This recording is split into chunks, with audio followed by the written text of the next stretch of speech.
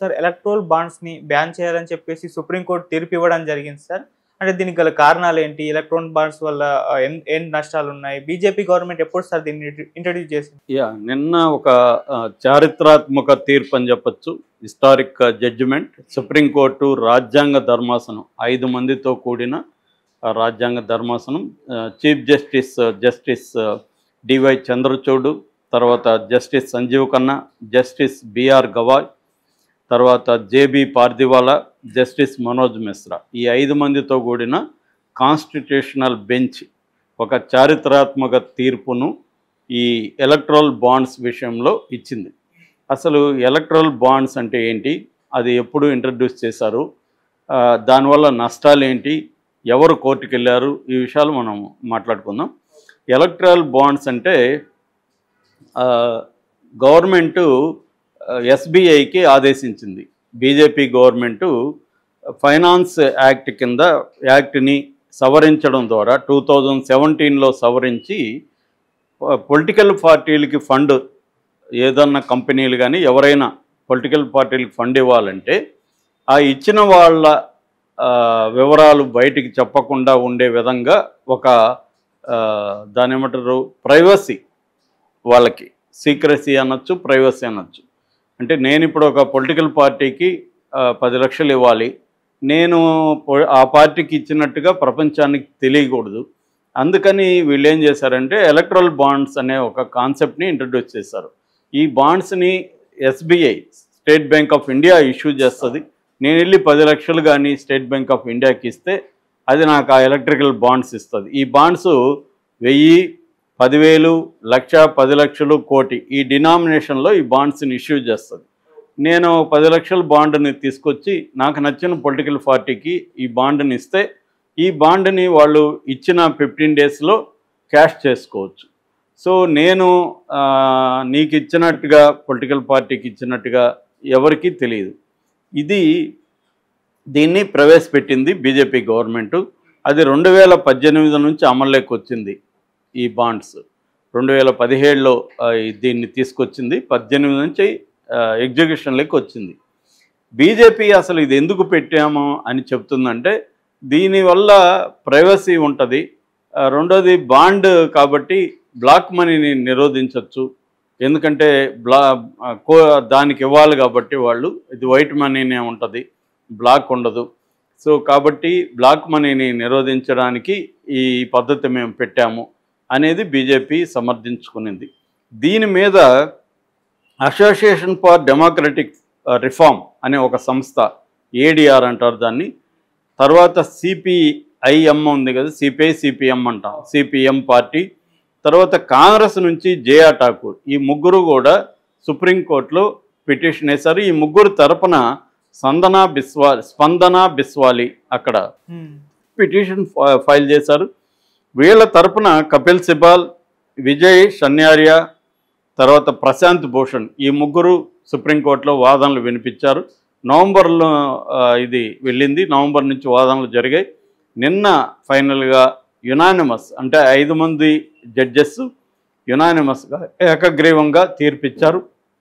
వాళ్ళు ఏం చెప్పారంటే ఈ ఎలక్ట్రల్ బాండ్స్ అనేది వల్ల చాలా నష్టాలు ఉన్నాయనేది వాళ్ళు 1 by 1 చెప్పుకుంటూ వచ్చారు. ఒకటి, ఈ సీక్రెట్గా ఉండడం వల్ల, ఎవరికి సీక్రెట్ ఇది, బీజేపీకి ఇస్తే సీక్రెట్, ప్రతిపక్షాలకు ఇస్తే సీక్రెట్ కాదు. ఎందుకు బీజేపీకి తెలిసిపోతుంది. ఎందుకు, ఈ ఎస్బీఐ అనేది యూనియన్ బ్యాంకు, గవర్నమెంట్ చేతిలో ఉంటుంది. సో ఈ బ్యాంక్లో ఎవరెవరు కొన్నారు, ఆ బాండ్స్ని మళ్ళీ ఎవరు క్యాష్ చేసుకున్నారు, ఈ డీటెయిల్స్ అంతా సెంట్రల్ గవర్నమెంట్ చేతిలో ఉంటుంది. అంటే బీజేపీ దగ్గరికి వెళ్ళిపోతుంది. అప్పుడు ఏమవుతుంది, ఆ కంపెనీలు ఎవడెవడు ఎంత ఇస్తున్నారు అని చెప్పి ఆ కంపెనీల మీద కక్ష సాధింపు అనేది బీజేపీ చేసే అవకాశం ఉంది. దానివల్ల ఈ కంపెనీలు ఏం చేస్తాయంటే ప్రతిపక్షాలకు డబ్బులు ఇవ్వడానికి భయపడతాయి. అందుకనే ఎలక్ట్రల్ బాండ్స్ ఎక్కువ 90% బీజేపీకే ఫండ్ ఇచ్చాయి కానీ మిగతా పార్టీలకు ఫండ్ ఇవ్వలేదని చెప్తున్నారు. సో ఇది నెంబర్ 1. అంటే ఇది ఒక ఫెయిర్ అండ్ ఫ్రీ ఎలక్షన్స్ అనే కాన్సెప్ట్కి ఇది విరుద్ధం. Fair and free election concept లేదు ఇక్కడ. అధికారంలో ఉన్న పార్టీకి ఫండ్స్ ఎక్కువ వస్తున్నాయి, అధికారంలో లేని పార్టీలు లేదా రాష్ట్రాల్లో అధికారంలో ఉన్న ప్రతిపక్ష పార్టీలకి ఫండ్ ఇవ్వడానికి కంపెనీలు భయపడుతున్నాయి. ఎందుకంటే వీళ్ళకి ఫండ్ ఇస్తే బీజేపీకి తెలిసిపోతుంది డీటెయిల్స్, బీజేపీ మనల్ని ఏదో ఒక రకంగా వేధిస్తుంది అన్న ఒక భయంతో ప్రతిపక్షాలకు ఫండ్స్ రావట్లేదు. సో ఇది ఫెయిర్ అండ్ ఫ్రీ ఎలక్షన్ అనే కాన్సెప్ట్ ఏదైతే ఉందో ఈ కాన్సెప్ట్కే విఘాతం కలుగుతుంది అనేది నెంబర్ 1. నెంబర్ 2, క్విడ్ ప్రోకోగా పనిచేస్తుంది. ఇప్పుడు దీనివల్ల నేను ఒక కంపెనీ నుంచి ఒక 10 కోట్లు బీజేపీకి ఇస్తే ఆ 10 కోట్ల వర్త్ బీజేపీ ఆ కంపెనీకి ఏదో ఒక రకంగా మేలు చేయాల్సి ఉంటుంది. దీన్నే పాలసీ డిసిషన్ ఇన్ఫ్లుయెన్స్ అంటారు. అంటే పాలసీలను రూపొందించే దాంట్లో పెద్ద పెద్ద కంపెనీలు ఈ పొలిటికల్ పార్టీని ఇన్ఫ్లుయెన్స్ చేస్తున్నాయి. మనం ఆ మధ్య కూడా ఒక స్కామ్ ఏర్పడింది. పార్లమెంట్లో ఎంపీలు ఏ ప్రశ్నలు అడగాలి అనే దాంట్లో కూడా డబ్బులు ఇస్తున్నారని చెప్పారు. సో ఈ క్రమంలో ఈ క్విడ్ ప్రోకో కూడా ఇది దారితీస్తుంది. 3వది right to information act 19(1) of constitution ప్రకారం, ఆర్టికల్ 19(1) ప్రకారం ప్రజల ప్రాథమిక హక్కు సమాచార హక్కు కూడా ఆర్టీఐ చట్టం కూడా సపరేట్గా తీసుకొచ్చారు. ఇక్కడేమో ఏ పార్టీకి ఏ కంపెనీ ఎవరు ఫండ్ ఇచ్చారనే విషయం ప్రజలకు చెప్పట్లేదు. ఆర్టీఐ కింద కూడా దీన్ని మనం అడగడానికి లేదు.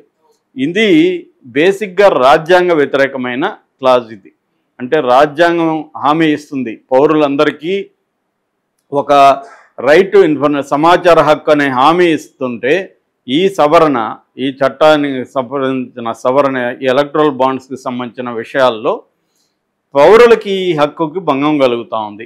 కాబట్టి ఇది రాజ్యాంగ విరుద్ధము, రాజ్యాంగం ప్రాథమిక హక్కులకి భంగం కలుగుతుంది అనేది ఈ ధర్మాసనం చెప్పింది.